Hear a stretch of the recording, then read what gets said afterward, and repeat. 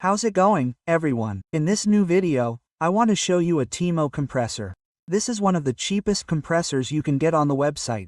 In fact, it cost me a few dollars, which I don't think is bad at all, but I want to show you the quality of the box.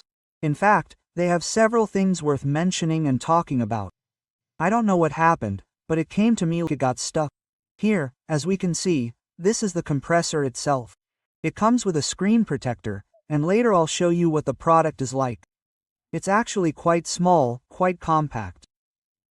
Then we have a USB Type-C cable, which is something we can use to inflate balloons and all that stuff.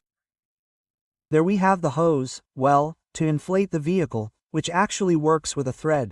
And on the top, we have the USB Type-C port. And the flashlight, well, it actually comes with a double screen protector, and I'll show you what it looks like.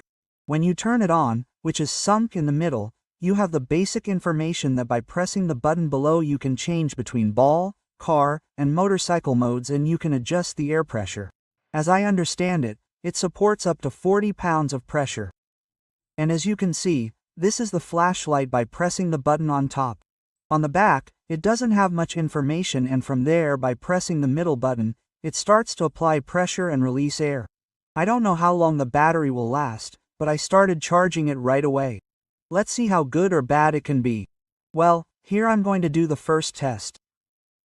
I completely lowered the air to the motorcycle, and then I put 40 pounds of pressure or 40 psi. In fact, it took me about 4 minutes. The truth is that filling it is quite slow, and later I'll tell you about the comparison with another air compressor that is a top brand. I had to wait quite a while. As I said, it was about 4 minutes, but the good thing is that when the pressure is reached, it stops automatically. And one of the things that impressed me was the battery and the quality, because at least everything was perfect.